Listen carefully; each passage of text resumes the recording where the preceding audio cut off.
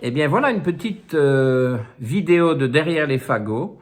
Un 2 janvier, nous sommes un dimanche, et j'ai un invité surprise. Bon, surprise, bon, il s'était quand même annoncé. Hein. Heureusement, il n'est pas venu toquer à ma porte le dimanche à 11 heures. J'étais prévenu. Et le sujet, en fait, vient du docteur Laurent Vogel. On a un peu déliré sur les origines de son nom en faisant une analogie avec le mot oiseau en allemand. Donc ça, c'est Vogel, mais bon, lui, c'est Vogel. Voilà. Donc là, je me tromperai plus. Faut pas se tromper. Et je l'appelle Laurent. Alors évidemment, je bafouille sur son patronyme. Et c'est lui qui est venu avec ce sujet. Donc pour moi, c'est un sujet que j'ai déjà exploité dans mes vidéos, mais je trouve que c'est un sujet très important, qui l'intéresse. On a une petite surprise pour vous un peu plus loin dans la vidéo. Donc si vous trouvez ça barbant, vous connaissez déjà, vous restez, parce qu'à la fin... Et la surprise, c'est pas Goliath. Goliath, il est dans toutes les vidéos. Alors, le problème, c'est que j'ai un peu du mal. Voilà, il y a Goliath sur mes genoux. Hein? Voilà. Bon, on peut pas faire une vidéo sans Montrer Goliath. Oui. Par contre, il y a toujours un peu des problèmes de stabilité après ça. Qu'il faut que je rattrape mon engin, vous savez, hein, c'est toujours très problématique. J'aurais peut-être pas dû montrer Goliath parce que maintenant, ça m'a échappé. Bon, ben voilà. Là, vous avez la netteté sur le docteur Vogel, sur Laurent. Très brièvement, je vous dis pourquoi, au départ, il y a 8 ans d'ici, 7 ans et quelques, en octobre 2014, j'ai commencé à m'intéresser à l'APOE parce que j'ai vu des gens à qui on conseillait, pas tellement moi, quoique j'ai certainement conseillé aussi à un certain moment, des régimes cétogènes et chez qui le taux de cholestérol, y compris LDL, explosait. Forcément, cétogène, plus de graisses saturées, de graisses en général, mais y compris les graisses saturées, explosion du cholestérol à un tel point que, est-ce qu'on respecte le principe de primum non nocere, d'abord ne pas nuire? Donc, il s'est avéré que ces patients-là, après, je les ai identifiés comme étant des ApoE4. Et puis, une autre piste qui m'a amené dans le monde de la génomique, et j'ai commencé par l'ApoE et le DIO2, mais ça, on en parlera un autre jour, ce sont des patients qui ne tolèrent absolument pas les hydrates de carbone. Il faut vraiment descendre très très bas en hydrates de carbone pour guérir leurs intestins. S'ils mangent comme il est raisonnable de manger, c'est-à-dire pas le délire de glucides que beaucoup de gens adoptent ou préconisent, et la complètement débile pyramide alimentaire où, vous savez, la base de la pyramide, c'est des féculents. Non, même ceux qui mangent des féculents de manière raisonnable, eh bien, une catastrophe intestinale jusqu'à ce qu'on en retire la plus grande partie. Pas tout, moi j'en laisse, mais la plus grande partie. Eh bien ça, ce sont des ApoE2. Alors, moi, j'ai trouvé ça fascinant. Et apparemment, ça a bien plu aussi à Laurent, oui. Qui a voulu un peu vous faire quelques rappels ici. Donc, voilà. Oui, Laurent, voilà. à toi. J'ai trouvé que c'était un sujet intéressant. En venant de voir, je me suis dit, on va aborder un sujet qui peut convenir à tous les deux. Et je trouvais que reparler de la génomique et de l'ApoE, ça te correspondait bien. Voilà. J'étais content de ce sujet. J'adore ce sujet, en fait. Hein. Moi aussi, j'aime beaucoup. Et j'ai découvert le... Tiens, regarde un peu sur toi, quand même, on te voit. Hein. Oui, c'est toi qui compte. Hein. Bon, c'est mon invité. Quand même, attention, non. Et on est sur ton téléphone. Alors, petit plat dans les grands. Vous savez ce qu'on va manger ici dans une paire d'heures? Pour un Français. Tu veux leur dire? T'es sûr que tu veux leur dire? On peut pas? Vas-y. Des moules et des frites. Oh là là. Bah oui, bon. C'est pas très diététique tout ça. Bah si, il n'y a pas de gluten. Non, il n'y a pas de gluten. Ah. Bon, alors, donc, revenons au sujet. Donc, on a parlé de l'ApoE parce que moi, donc, du coup, j'ai découvert l'ApoE en regardant tes vidéos. Hein, et donc là, c'est assez drôle et c'est assez cocasse parce que maintenant, je me retrouve dans ta vidéo. Et ça, c'est fort quand même.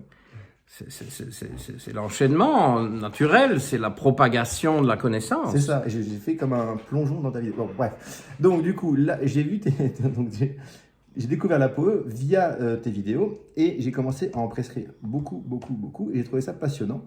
Et donc, Quel est ton vécu? Parce que c'est vrai, on n'en a jamais parlé. Voilà. Je ne sais pas ce que les autres en pensent. Alors, moi, j'en pense du bien. Et toi? Alors moi, j'en pense beaucoup de bien. Pourquoi? Parce que, en fait, d'abord, ça donne une idée du risque de développer plus tard la maladie d'Alzheimer. Donc, je vais faire un petit rappel tout de suite parce que tout le monde n'a pas vu peut-être ta vidéo sur l'ApoE, quoique je pense que les gens qui nous regardent ont peut-être vu beaucoup de tes vidéos. Ils peuvent aller les revoir après celle-ci, Voilà. s'ils ne les ont pas vues, parce que, évidemment, ça complétera l'information. En tout cas, l'ApoE 4, c'est l'ApoE, c'est un génotype, donc il y a des polymorphismes génétiques, hein, c'est-à-dire que pour un même gène, on peut avoir plusieurs allèles différents. C'est ce qui fait qu'on est tous différents. Voilà. Et donc, pour le gène qui code pour l'ApoE, on a trois allèles différents, donc l'ApoE 4, ApoE 3, ApoE 2, grosso modo. Ce qui est remarquable, hein, très souvent, pour toute la génomique, il y a toujours deux possibilités. Il y a le gène dans sa version sauvage, qui est plus ou moins considéré comme normal entre guillemets, ou en tout cas le plus fréquent, quoique, hein, bon, tout ça c'est des règles arbitraires, et la version variante, le gène variant. Et donc là, il y a toujours deux possibilités, ce qui veut dire qu'il n'y a que trois types. Il y a le sauvage-sauvage, donc les deux parents, sauvage, le variant-variant, tout ça c'est homozygote, la même copie. Et puis alors, il y a les hétérozygotes qui ont un sauvage et un variant, et on ne sait jamais de quel parent c'est hérité. Donc là, il y a trois possibilités, mais ici dans l'ApoE, vu qu'il y a trois options et pas deux, ça multiplie évidemment le nombre de... la variété est plus grande, et donc, comme tu dis, il y a E2, E3, E4, mais il y a deux copies du gène, donc tu as tous les mélanges possibles. Exactement. Et donc, du coup, pour refaire un état des lieux, donc l'ApoE4, c'est le gène originel, voilà, mais lui, il expose à un risque augmenté de maladie d'Alzheimer. C'est déjà étudié, il y a des études publiées là-dessus, hein, sur l'ApoE4. Originel, donc, qui nous vient des grands singes, et les grands singes sont E4. Alors, là, tu en parles bien dans ta vidéo, donc je renvoie les gens vers cette vidéo-là où tu en parles, parce que tu développes assez bien le sujet. Il y a l'ApoE3, qui est l'allèle, on va dire, aujourd'hui le plus répandu, qui est majoritaire, et lui n'expose pas un risque augmenté d'Alzheimer. Et l'ApoE2, qui lui est est plus récent dans l'échelle de l'évolution. 80 000 ans. Voilà, plus E3, 220 000 ans. Et E2, donc il est moins répandu, mais par contre, lui, il protège contre la maladie d'Alzheimer. Ça, c'est assez extraordinaire. Oui. Alors, le ApoE4, lui, il doit diminuer absolument les graisses saturées. Oui. Donc ça, c'est important parce qu'il y a beaucoup de gens qui cuisinent à l'huile de coco. Et moi, je leur dis bien, attention, l'huile de coco, ok, mais d'abord, faites votre ApoE, parce que si vous êtes ApoE4, il faut éviter. D'accord. Ensuite, il y a l'ApoE3. Lui, c'est régime méditerranéen, un peu high fat, low carb. Et donc, pas la pyramide alimentaire classique, hein, que je décris il y a quelques minutes, parce que ça, c'est high carb, low fat, ce qui n'a pas de sens. Donc, tu dis high fat, low carb. Mais ça sera intéressant qu'on développe ça après. Et ensuite, le ApoE2, où lui, c'est le régime, il doit tendre au contraire vers le régime cétogène en coupant le robinet, comme tu dis si bien, des hydrates de carbone. Oui. Voilà. C'est leur seule chance d'aller bien au point de vue intestinal. Ouais, et dès qu'ils s'écartent de ça, gaz, ballonnement, selles perturbées et fermenting gut, hein, donc une prolifération microbienne, fongique aussi, bien entendu, puisque ça fait partie de la fermentation, et bactérienne de fermentation. J'aime bien l'analogie des carburants, non? Tu trouves que tu n'utilises pas? Donc moi je dis...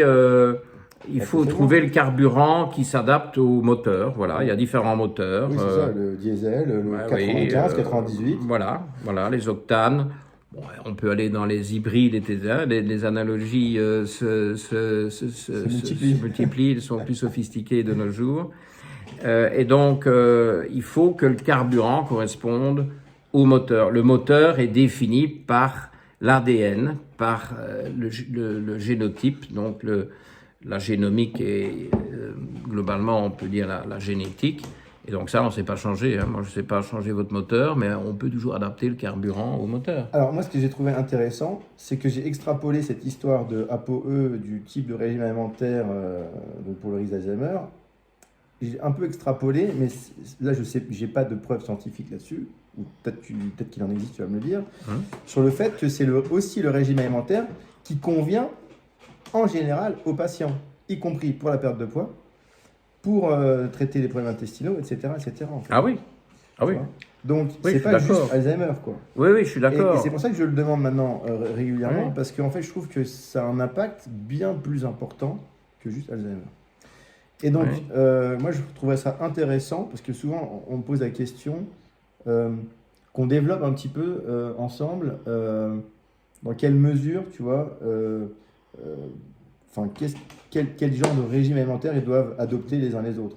Par exemple, ApoE4, on l'a dit, ils doivent diminuer absolument les graisses saturées. Saturé, parce que figure-toi, ça c'est l'occasion, parce que surtout si vous réécoutez, il y en a au moins 2, hein. Je suis certain qu'il y en a 2, j'en ai parlé probablement dans d'autres, mais il y en a 2 qui sont consacrés à l'ApoE, donc il y a 2 vidéos, on dit des capsules en Belgique, hein. Les vidéos c'est quoi ça? C'est français, encore un terme français ça, capsule.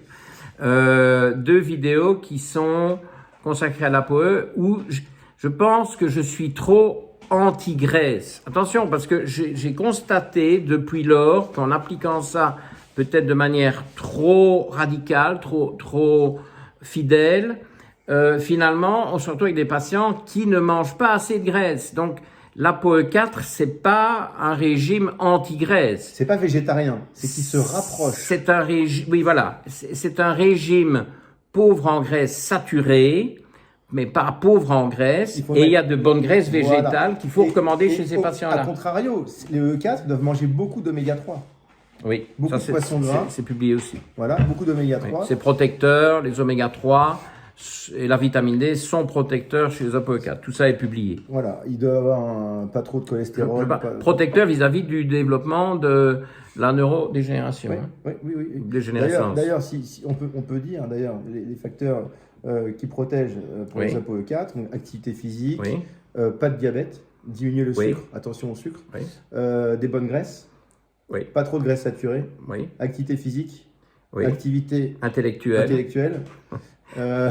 Et puis, je suis un peu mal à l'aise parce que dans le compte rendu génomique, c'est vraiment bon. Il faut essayer d'inciter le patient ou la patiente à faire du sudoku, à faire des mots croisés, etc. Mais bon, le problème c'est quand on teste des gens qui sont des leaders d'opinion internationale dans leur domaine, leur dire il faudrait faire un peu d'activité intellectuelle. Bon, ça ferait un peu.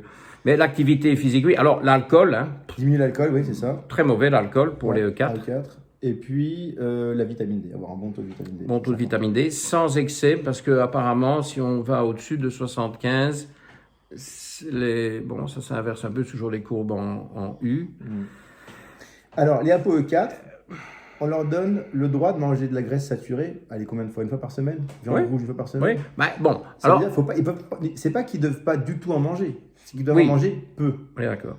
Mais bon, ne soyons quand même pas réducteurs, on ne base pas tout sur l'ApoE. On a quand même des dosages de cholestérol où on va plus ou moins serrer la vis. Oui.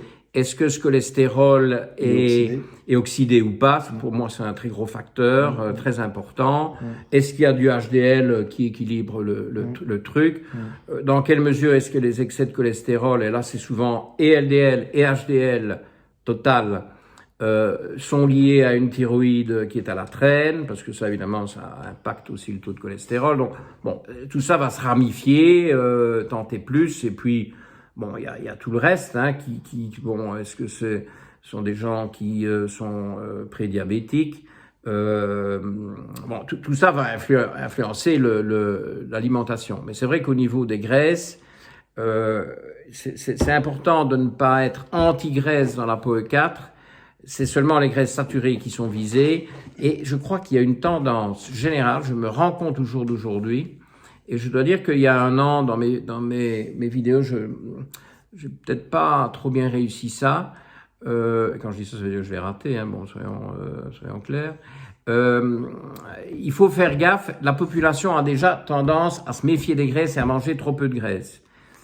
Et donc, chez les E4, envoyons-les vers les graisses végétales. Quelles sont les graisses végétales? Qu'est-ce que tu préconises comme famille de graisses végétales?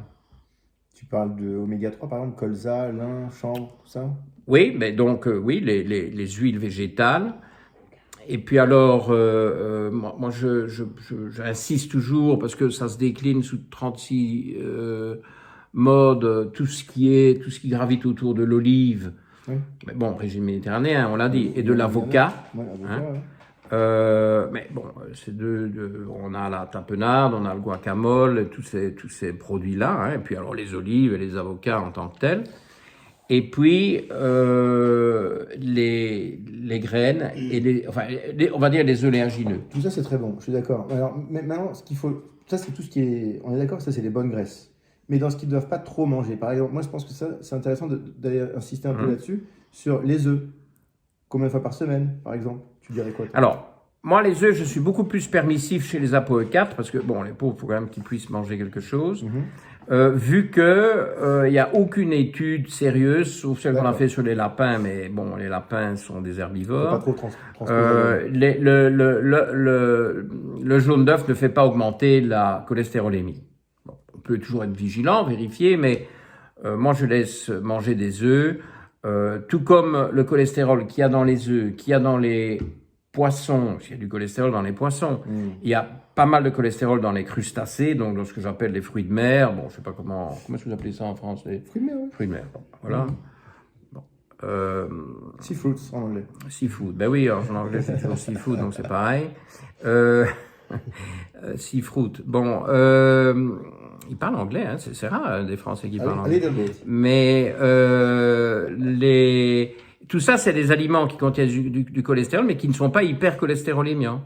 Donc, là, on laisse aller. Il n'y a pas que les graisses végétales, il y a toutes ces graisses animales, mais qui sont pas hypercholestérolémiantes. Pour résumer un message clair, pas trop de viande rouge, pas trop de produits laitiers. Oui. Et là, je nuancerai. Ouais. Les produits laitiers impactent beaucoup plus la cholestérolémie que les viandes rouges. C'est terrible l'impact des produits laitiers. Je suis désolé pour le public français. Pour moi, le fromage, c'est un agrément, c'est une récompense, c'est un plaisir. C'est un plaisir, c'est pas un aliment qui coupe la faim. Celui qui s'assied devant une assiette de fromage et qui va couper sa faim avec plein de fromage, il n'a pas intérêt à être 4. Hein. Voilà, donc là, pour ces gens-là qui sont E4 et qui adorent le fromage, qu'est-ce qu'on leur recommande? Alors, il y a encore un truc qui est très clair, très très clair. Les E4 sont attirés par les laitages. Manque de bol. Manque de bol. Et donc, il faut vraiment se méfier parce qu'ils nous sortent des « Ah, docteur Mouton, tout ce que vous voulez, mais ne m'enlevez pas le fromage, je ne supporterai pas ça. » Bon, c'est déjà un peu celui qui me dit « Je ne peux pas vivre sans fromage. » Oula. Alors, il y a évidemment le problème des casomorphines, hein, qui sont des petits peptides opioïdes, de la caséine. À mon avis, ils sont un peu touchés. Hein. S'ils ont un leaky gut, la casomorphine va se mettre sur le récepteur opioïde. Bingo, hein, ils sont accros. Mais en tout cas, là, il faut combattre ça plus ou moins en fonction du taux de cholestérol. Parce qu'on est d'accord, hein, si leur cholestérolémie n'est pas mauvaise, on les laisse en consommer. Mais il faut voir aussi à quel âge. Hein, tout ça, il y a un cumul au fil des décennies, évidemment. Bon, ok. Donc, on a fait le tour sur le 4. Oui. Ouais.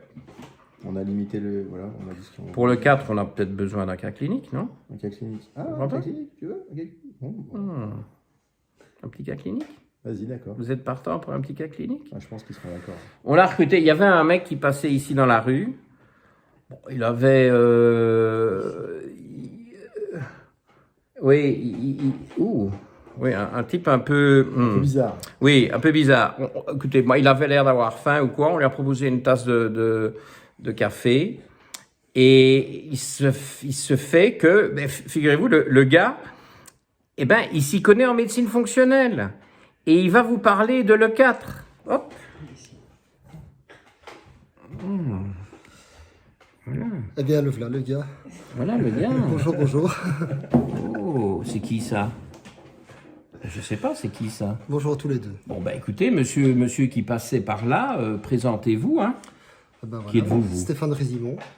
Ah bon? Oui. Lui-même, on a eu du bol. Je suis passé en jogging et puis Quel je me suis hasard. arrêté de la lumière. Voilà. Donc, moi, ce que je pourrais ajouter à ce que vous Mais avez dit... qui est lui super n'a pas droit intéressant. aux moules frites, hein. Ah non, non, il n'était pas prévu, lui, ce Je suis sera double APO 4. Pas de bol pour moi. double APOE 4. Et oui. Donc ça, c'est vrai, tu n'es pas en train de nous faire C'est un... vrai, avec trois Alzheimer dans la famille, Ah. dont ma mère qui est en train de mourir de son Alzheimer. Donc, j'ai fait le test génétique. Et en fait, je m'intéresse à cette maladie depuis très très longtemps, puisque je crois que j'ai commencé à prendre des mélatonines quand j'avais 38 ans, simplement parce qu'il y a déjà des publications qui faisaient état du fait qu'elle était protectrice vis-à-vis de cette maladie, hein, vu son effet antioxydant majeur, vu qu'elle induit un sommeil profond, récupérateur, etc. etc. Et j'étais passionné par les écrits d'un groupe de médecins américains, l'équipe de Bredesen, qui à 17-18 ans déjà avait publié dans des grosses revues de neuro américaines l'ensemble des facteurs favorisant la maladie d'Alzheimer. Tu as un neurologue fonctionnel, hein, Bredesen, Ouais, tout à hein, donc fait, ça, ouais. un neurologue Ouais. en bonne et due forme et qui a l'étiquette fonctionnelle. Donc, Ouais. c'est Et bien. donc, il avait décrit très bien dans ses publications, lui et son équipe, que l'Alzheimer est une maladie multifactorielle, il n'y a pas qu'une cause, c'est pas qu'une cause génétique. Et en fait, il avait trouvé à l'époque 36 causes. En fait, il a même fait un bouquin grand public, publié en anglais puis en français concernant un bouquin de vulgarisation concernant cette maladie.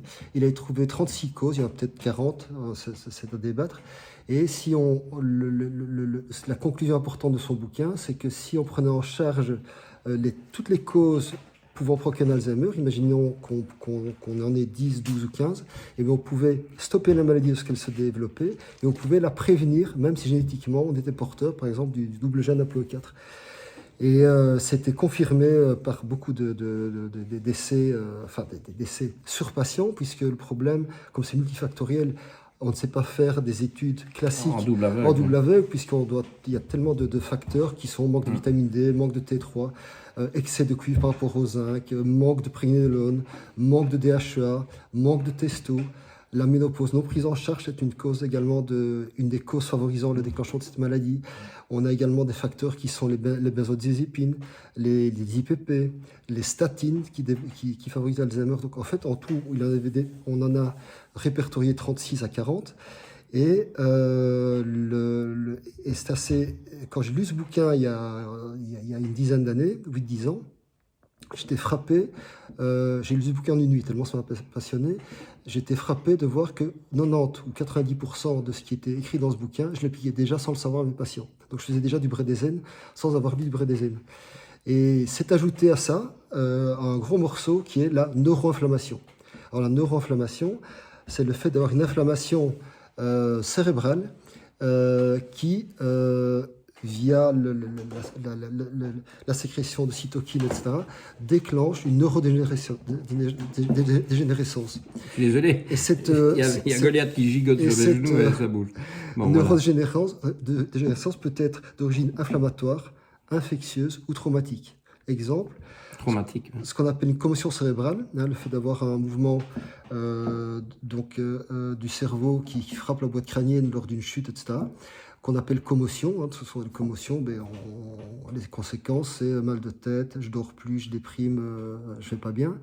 Eh bien, radiologiquement, on trouve rien chez ces patients-là. Et donc, c'est une description purement clinique. Eh bien, maintenant, on a l'explication. En fait, cette commotion cérébrale, ce choc du cerveau, entraîne une inflammation qui se propage à tout le cerveau et qui s'auto-entretient. Il y a les sports à risque aussi, hein. Et soit Football risque, américain, exactement, rugby, tout à fait. La boxe, tout à fait. Alors, il y a des causes infectieuses également. On retrouve d'une bactérie de gingivale, le Porphyra gingivinalis. Porphyromonas gingivalis. Voilà, qu'on retrouve dans le cerveau de certains donc Alzheimer. Mais également, on retrouve pas mal de cas avec une candidose, du Candida albicans, qui serait passé de l'intestin au cerveau. Donc On dit toujours leaky gut peut devenir leaky brain. La barrière hémato-ménagée devient perméable. Et donc, de l'importance, on en revient à l'intestin, très important, s'il y a une candidose, de l'éradiquer. Enfin, l'éradiquer, on n'éradique pas le candida albicans, on l'a toujours sur soi, mais de le maintenir sous couvert par une bonne alimentation, un bon biote intestinal.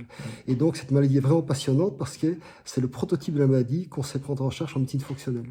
C'est quasiment la médecine fonctionnelle dans toute sa splendeur. Hein. Moi aussi, quand j'ai découvert Brélésène, je dis mais il fait ce que nous faisons avec nos patients. Et il faut bien se rendre compte que la prendre en charge, c'est à la fois l'alimentation, la micro-alimentation, la complémentation et l'hormonologie. En fait, il y a toutes les parties qui jouent ensemble. C'est la totale. Voilà ce que j'avais à dire. Mais c'est bien, Stéphane, tu as bien fait de passer par ici le bon jour au bon moment. Je reprends. Oui, parce que il y a plus de café. De toute façon, il nous reste une ou deux minutes pour conclure. Bon, voilà, c'était intéressant, non? Tu vois, Laurent, bon, vraiment, il a bien fait honnêtement, oui, il est 4-4. Bon, on apprend, c'est un scoop, hein. Bon, ça va jaser dans les chaumières, hein. Mais est-ce qu'il a l'air Alzheimer, là, comme il est là? Pas vraiment, hein. Pas encore, en tout cas, hein. Non, hein. Il se maintient bien, hein. Pour son âge, il a quoi, là, 78, 77, non? Un peu moins, quand même, hein. Oui. Sachant que la maladie d'Alzheimer est une maladie qui a été décrite chez les jeunes, hein. Oui. C'est qu'il est et je crois que on a publié qu'on en voit de plus en plus chez des gens de plus en plus jeunes, mais bon, l'Alzheimer est aussi baptisé par certains diabète de type 3. Hein. Oui. Donc, ce que j'appelle la caramélisation du cerveau. Oui, c'est ça. Hein. Un carambar à la place du cerveau. Oui, voilà. Et alors, le sommeil, hein, très important, comme Stéphane l'a dit. Et alors, apparemment, le sommeil profond est important parce que c'est pendant ces heures-là que le système glymphatique évacue les toxines. Et le système glymphatique n'est actif que dans le sommeil profond. Donc, vous voyez, tout se rejoint. Hein. Et alors, évidemment, la gestion du stress, si on est méga stressé, on dort mal. Voilà, c'est le modèle de toute la médecine fonctionnelle. On peut peut-être dire un truc, c'est qu'on peut être ApoE4, E4, mais on peut être ApoE4, E3, oui, ApoE4, E2, etc. L'ApoE4, ce qu'on a dit, va s'appliquer à tous les ApoE4. Quand c'est compensé par un E2, alors là, le 4-2, bonjour. Hein, vous avez les deux extrêmes. J'en ai jamais vu, moi. Moi, j'en ai. Je trouve que chez certains, c'est le 4 qui domine. Et chez d'autres, c'est le 2 qui domine. Il faut regarder un peu le taux de cholestérol. S'il est très bas, c'est que le E2 a son mot à dire. Et voilà, c'est vraiment au cas par cas. Bon, écoute, Laurent, c'est terminé. Il faut finir sur Goliath parce que ça fait partie des grands principes. Alors, le problème, c'est de maintenir cette bazar. Et alors voilà, le temps est écoulé. Salut les gars, merci tout le monde, merci d'être venus. Merci à toi de m'avoir accueilli. À la prochaine. C'est un plaisir. Salut. Ciao.